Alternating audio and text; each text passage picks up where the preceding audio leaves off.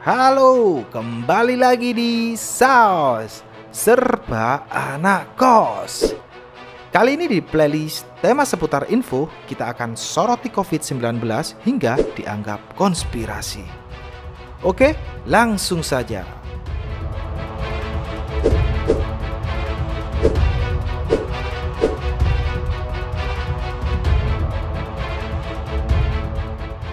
Jering memang menjadi sorotan sejak pandemi COVID-19. Namanya kerap disandingkan dengan teori konspirasi seputar COVID-19. Ia pun lantang menyampaikan idenya di media sosial. Namun, beberapa unggahan di media sosial dianggap menyudutkan Ikatan Dokter Indonesia atau disingkat IDI dengan berbuntut laporan polisi. Penggebuk Drum SID mengatakan unggahan itu dibuat karena keresahannya melihat syarat rapid test bagi pasien sebelum mendapat pelayanan di rumah sakit. Gara-gara bangga jadi kacung WHO, IDI dan rumah sakit dengan seenaknya mewajibkan semua orang yang melahirkan tes COVID-19. Sudah banyak bukti jika hasil tes sering ngawur, kenapa dipaksakan? Kalau hasil tesnya bikin stres dan menyebabkan kematian pada bayi atau ibunya, siapa yang bertanggung jawab? Tulis Jering SID di akun Instagramnya. Ketua IDI Bali Igede Putra Suteja melaporkan Jering akibat unggahan tersebut ke Polda Bali pada 16 Juni tahun 2020. Saat itu ia dijerat dengan Undang-Undang Informasi Transaksi Elektronik atau ITE. Setelah menjadi tersangka, Jering ditahan di rutan Polda Bali. Sekitar 2 bulan lamanya Jering menjalani persidangan. Perkara ini kemudian sampai pada sidang putusan atau vonis yang digelar pada Kamis tanggal 19 bulan 11 tahun 2020. Majelis Hakim menjatuhkan vonis 1 tahun 2 bulan penjara serta denda 10 juta kepada Jering SID. Usai bebas dari penjara, belum lama lagi Jering menuding sejumlah artis mendapat endorsement untuk mengaku positif COVID-19. Dan pada akhirnya, banyak dari para artis yang pro dan kontra sehingga sempat ramai di media sosial. Salah satu perbincangan komentar akhirnya ada yang berbuntut panjang sehingga Jering SID kembali dilaporkan. Blogger Adam Denny mengungkapkan awal mula perselisihannya dengan musisi Jering. Dugaan Adam Denny mengarah pada komentarnya di akun Instagram Jering karena meminta bukti daftar artis tanah air yang menerima endorse untuk mengaku positif COVID-19. Karena Adam Denny bertanya lebih dari 2 unggahan di Instagram Jering, drummer Superman is Dead itu lantas menghubungi melalui sambungan telepon. Dalam percakapan saat itu, Adam Denny dituding sebagai dalang di balik akun Instagram Jering yang mendadak hilang.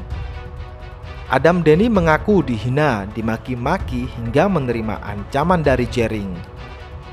Mengetahui hal tersebut merupakan bentuk perilaku tidak terpuji, Adam Denny akhirnya merekap percakapan tersebut. Sementara Adam Denny berani bersumpah bahwa ia bukanlah orang atau dalang di balik hilangnya akun Instagram Jering. Saat itu Adam Denny mengungkapkan, Jering dan Nora telah meminta maaf.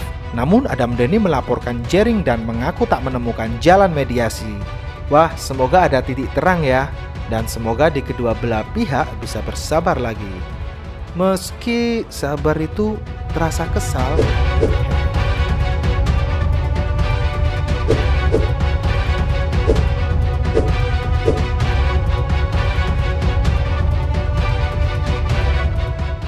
Pernyataan seorang wanita yang mengaku bernama Dr. Lois Owen ramai diperbincangkan di media sosial. Pasalnya, Dr. Lois mengatakan dengan tegas bahwa dirinya tak percaya COVID-19. Lantas, siapa sebenarnya sosok Dr. Lois tersebut? Diketahui pernyataan tersebut ia sampaikan saat menjadi bintang tamu dalam sebuah acara yang dipandu Hotman Paris Hutapea. Ia menyatakan dengan tegas bahwa dirinya tidak percaya dengan adanya COVID-19. Dokter yang menggeluti bidang anti-aging ini juga tidak mau memakai masker. Bahkan ia juga mengatakan kematian pasien COVID-19 disebabkan karena interaksi obat. Pernyataan tersebut sontak menuai kritikan dan berbagai kalangan. Sebenarnya sih siapa Dr. Lewis ini? Lewis Owen merupakan seorang dokter lulusan Fakultas Kedokteran Universitas Kristen Indonesia.